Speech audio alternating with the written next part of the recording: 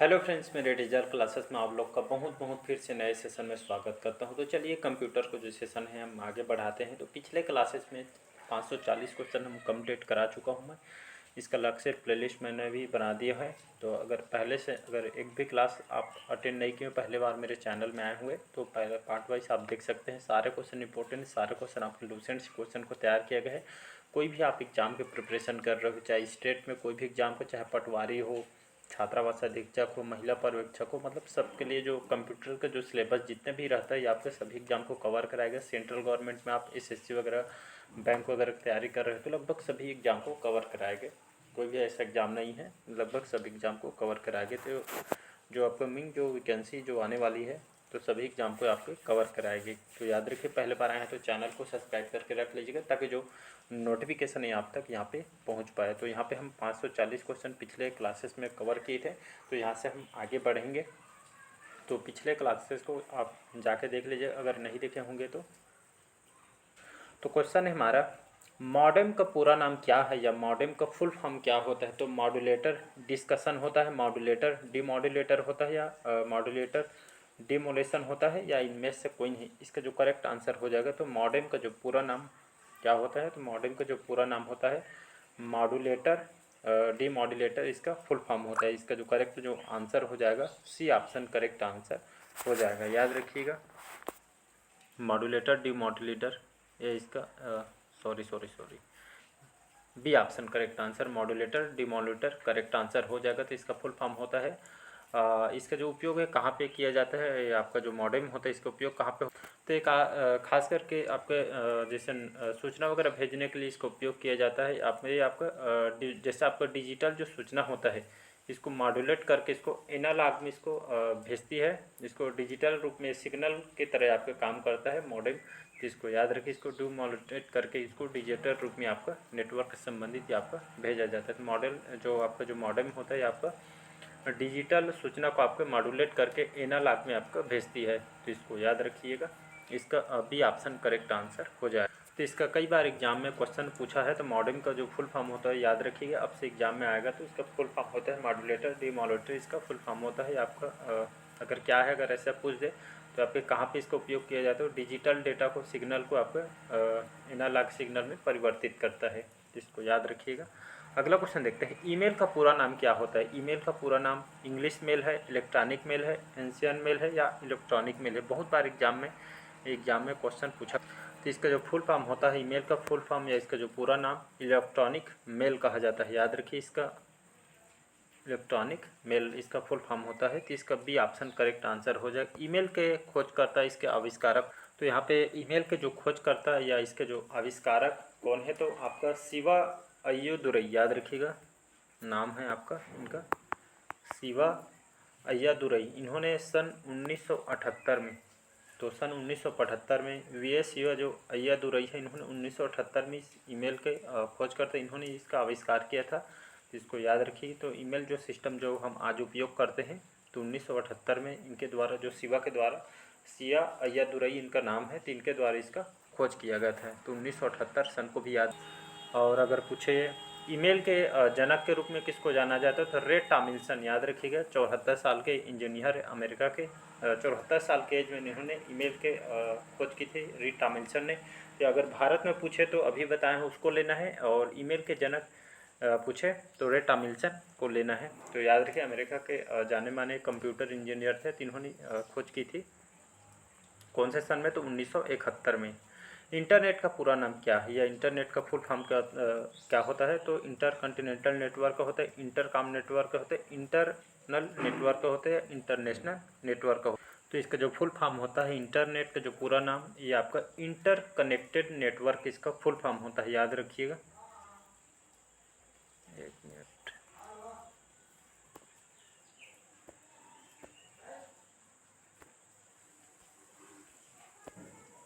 तो एग्जाम में पूछे तो इंटर कनेक्टेड नेटवर्क इसका फुल फॉर्म होता है। यहाँ पे जो ऑप्शन यहाँ पे टाइपिंग मिस्टेक होगा, यहाँ पे इंटर, यहाँ पे सी ऑप्शन होना चाहिए। इंटर कनेक्टेड इसका नेटवर्क है, तो ये आपको इसको सुधार दूंगा मैं, इंटर कनेक्टेड नेटवर्क इसका फुल फॉर्म होता है। तो ये आपका इंटरकनेक्टेड नेटवर्क याद रखिएगा, ये इसका फुल फॉर्म होता है। अगला क्वेश्चन देखते हैं, सूचना राजपथ किसे कहा जाता है? ईमेल को, फ़ोन को, पेजर को या इंटरनेट को? ये आप बहुत बार एग्जाम में क्वेश्चन पूछा है व्यापम वगैरह में, तो इसको याद रखें। तो सूचना राजपथ, जो हम सूचना भेजते हैं कहीं भी हो, चाहे देश विदेश कहीं भी हो, तो सूचना राजपथ आपके ईमेल को कहा जाता है, सॉरी इंटरनेट को ईमेल बोलता हूँ। तो डी ऑप्शन करेक्ट आंसर हो जाएगा। तो यहाँ पे ईमेल भी दिया है, लेकिन ईमेल आपका सूचना राजपथ नहीं, आपका इंटरनेट आपका सूचना राजपथ है। तो इसको याद रखिए, इंटरनेट जो है आपका सूचना राजपथ के रूप में इसको जाना जाता है। अगला क्वेश्चन देखते हैं, ईमेल के जन्मदाता किसे माना जाता है? तो लिंकन कोलिट्सबर्ग को, बिल गेट्स को, चार्ल्स बैबेज को, रे टॉमिल्सन को? तो इसका जो करेक्ट आंसर होगा जस्ट बताया अभी। तो ईमेल के आविष्कारक, ईमेल के जनक, कंफ्यूज करने के लिए आपको बहुत सारे यहाँ पे बोला जाएगा, लेकिन ईमेल के जन्मदाता रे टॉमिल्सन को इनको श्रेय जाना जाता है। इन्होंने 74 साल के उम्र में इन्होंने, अमेरिका के कंप्यूटर इंजीनियर है। तो 1971 की बात है। तो सन 1971 में इन्होंने नेटवर्क के जरिए इस इलेक्ट्रॉनिक जो हम मैसेज भेजते हैं, इस जो खोज है इसको श्रेय जाता है रे टॉमिल्सन को, याद रखिएगा। इलेक्ट्रॉनिक मेल इसका फुल फॉर्म होता है। तो 1971 में जो रे टॉमिल्सन ने, अमेरिका के इंजीनियर थे, जिन्होंने ये आपके इसकी खोज की गई थी। तो इसको याद रखिए, भारत में पूछे तो अलग हो जाएगा। ये आपका इसको जो भी ऑप्शन रहेगा इसके हिसाब से आप आंसर लगा। अगर पूछे स्पेशली कि भारत में, मतलब ये आपके भारत में ईमेल की खोज किसने की है, तो आपके वी.एस. सिया जो अय्यादुरई है, उन्होंने 1978 में खोज की थी। तो ये यहाँ पे भारत में अलग हो जाएगा, और यहाँ पे ये दोनों में से जो भी रहेगा उसके हिसाब से आंसर लगाइएगा। अगला क्वेश्चन देखते हैं, WWW के आविष्कारक कौन हैं? टिम बर्नर्स-ली, जेस किल्बी, चार्ल्स बैबेज या आपके वॉन न्यूमैन? तो इसका जो करेक्ट आंसर हो जाएगा, तो WWW के आविष्कारक कौन है? तो अंग्रेजी जो वैज्ञानिक थे टिम बर्नर्स-ली, इसका करेक्ट आंसर हो जाए तो इनको जन्मदाता भी कहा जाता है। इनकी खोज इन्होंने की थी। WWW के आविष्कारक टिम बर्नर्स-ली है। तो एक वैज्ञानिक थे टिम बर्नर्स-ली, और सन 1989 में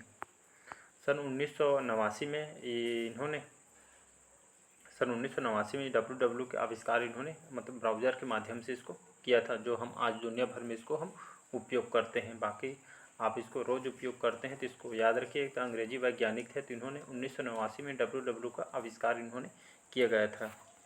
अगला क्वेश्चन देखते हैं, इंटरनेट का स्टैंडर्ड प्रोटोकॉल कौन सा होता है? TCP, IP, जावा, HTML या आपका ये सब? तो इंटरनेट में जो उपयोग किया जाने वाला जो प्रोटोकॉल है, तो इंटरनेट का जो स्टैंडर्ड प्रोटोकॉल आपका TCP IP है। कभी कभी इसका एग्जाम में फुल फॉर्म भी पूछा जाता है। तो इस जो TCP का फुल फॉर्म होता है, ट्रांसमिशन कंट्रोल प्रोटोकॉल इसका फुल फॉर्म होता है। और आपका यहाँ पे IP का फुल फॉर्म क्या हो जाएगा? तो IP का जो फुल फॉर्म हो जाएगा, इंटरनेट प्रोटोकॉल इसका फुल फॉर्म हो जाएगा। तो इसका जो उपयोग कहाँ पे होता है? तो इंटरनेट में कई नेटवर्क के आपका जाल होता है, सभी जानते होंगे। तो खास करके इंटरनेट पे इसका उपयोग किया जाता है। तो आपका एक प्रोटोकॉल है, जब आप इंटरनेट उपयोग करते हैं तो इसी नेटवर्क के कई प्रकार के ये काम करता है। तो इसको याद रखिए। तो इंटरनेट में आपको बहुत ही ये आपका सहायक होता है। ये आपका एक तरह का प्रोटोकॉल है जो आप नेट यूज करते हैं। तो इसको याद रखिएगा। यहाँ पे ऑप्शन में आपको जावा दिया है, कई बार एग्जाम में ये क्वेश्चन पूछा है। तो जावा आपका क्या है? तो आपका उच्च स्तर का, हाई लेवल का एक प्रोग्रामिंग लैंग्वेज है। याद रखिए, कई बार एग्जाम में क्वेश्चन पूछा है जावा क्या है। तो हाई लेवल के एक प्रोग्रामिंग भाषा है। ये इसका जो उपयोग या इसका जो इस्तेमाल आपके सॉफ्टवेयर और एप्लीकेशन खास करके बनाने के लिए इसका उपयोग किया जाता है ये भी। और ये वाला HTML, इसका बहुत बार फुल फॉर्म भी पूछा। तो इसका जो फुल फॉर्म क्या होता है? HTML का जो फुल फॉर्म होता है आपका हाइपर टेक्स्ट मार्कअप लैंग्वेज, इसका फुल फॉर्म होता है। और इसका जो उपयोग ये आपका कहाँ पे होता है? HTML का उपयोग, अगर इसका उपयोग पूछ दे एग्जाम में तो याद रखें, HTML का जो उपयोग आपका वेब पेज बनाने के लिए इसका किया जाता है। तो इसको याद रखिए। अगला क्वेश्चन देखते हैं, सबसे लोकप्रिय इंटरनेट गतिविधि है शॉपिंग, सर्चिंग, मनोरंजन या आपका संप्रेषण? संप्रेषण इसका करेक्ट आंसर हो जाएगा। इंग्लिश में संप्रेषण को क्या बोला जाता है? कम्युनिकेशन बोला जाता है। कम्युनिकेशन इसको बोला जाता है। तो सबसे लोकप्रिय इंटरनेट गतिविधि इसको हम संप्रेषण बोलते हैं, कम्युनिकेशन इसको बोलते हैं। तो इसको याद रखिएगा, डी ऑप्शन करेक्ट आंसर हो जाएगा। अगला क्वेश्चन देखते हैं, वेब पेज को रीलोड करने हेतु कौन सा बटन यहाँ पे दबाया जाता है? रिस्टोर को, रीलोड को, रिफ्रेश को, या इनमें से कोई नहीं? इसका जो करेक्ट आंसर जो हो जाएगा आपका सी ऑप्शन करेक्ट आंसर हो जाएगा। सभी इसको जानते होंगे रिफ्रेश को। तो जैसे कुछ विंडो खोले होंगे, चाहे कुछ देख रहे होंगे, कुछ सर्च मूवी कर जो भी हो आप सर्च कर रहे होंगे, जैसे कई बार नेटवर्क इशू हो जाता है तो आपका रुक जाता है, स्लो हो जाता है, इसको फिर से हम रिफ्रेश करते हैं तो आपको ऑटोमेटिक वो आपका काम कर जाता है। तो ये पेज को रिलोड करने के लिए कौन से बटन दबाया जाता है? तो आप रिफ्रेश करते हैं तो आपको फिर से काम करने लगता है। तो आपका खासकर जो नेटवर्क प्रॉब्लम इशू रहता है तो ये सब होता है। तो इसको याद रखिए, ये भी एग्जाम में क्वेश्चन पूछा गया है। अगला क्वेश्चन देखते हैं, ईमेल लिखना किसके समान है? पैकेज भेजना है, फ़ोन पर बातें करना है, या तस्वीर बनाना है, या पत्र लिखना है? तो ईमेल आपका क्या है? तो ईमेल को सभी जानते हैं, आपके पत्र जैसे लिखना है। तो इसका डी ऑप्शन हो जाएगा। ईमेल के बारे में बता चुका हूँ, खोज किसने की है, कौन से सन में की है। इस पर अगर एक बार में क्लियर आपको नहीं हो पाता तो एक बार इसको फिर से रिवाइज कीजिएगा। निम्नलिखित में से इंटरनेट किसके द्वारा चलाया जाता है? IETF के द्वारा, आपके इंटर NIC के द्वारा, या आपको बीएसनेट के द्वारा, या इनमें से कोई?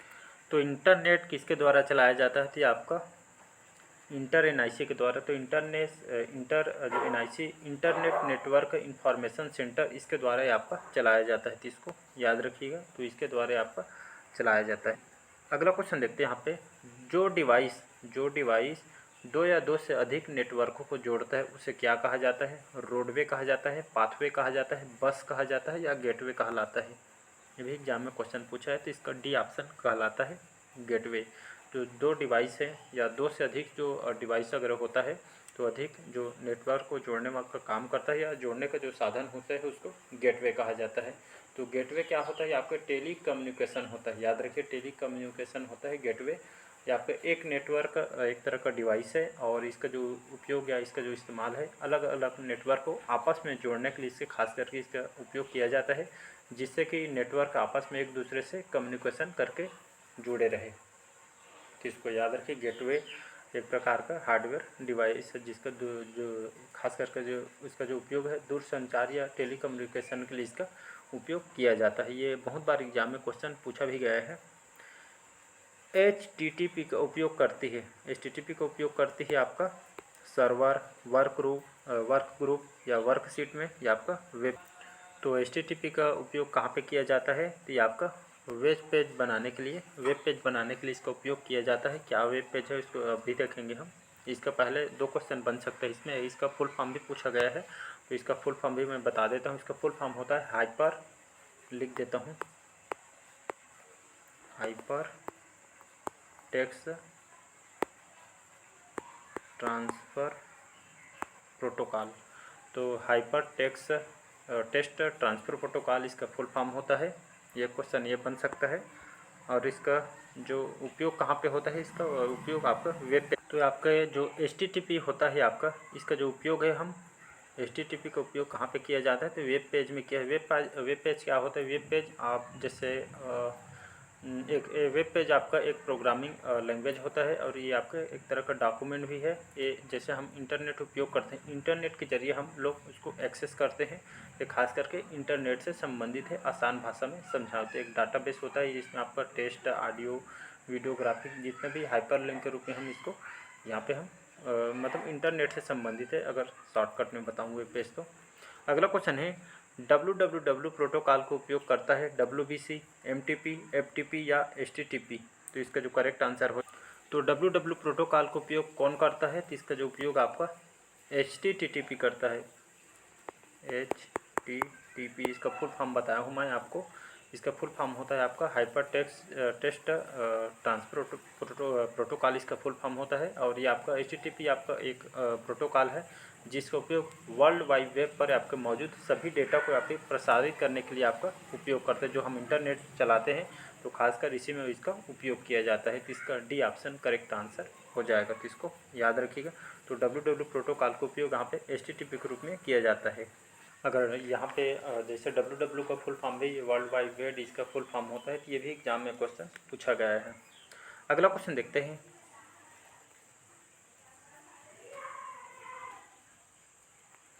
कोई वेबसाइट एक्सेस करने पर सबसे पहले जो पेज या मेन पेज दिखाई पड़ता है उसे क्या कहते हैं? Home page, banner page, master page या आपका फर्स्ट पेज कहलाता है। तो इसका जो करेक्ट आंसर हो जाएगा होम पेज करेक्ट आंसर हो जाएगा।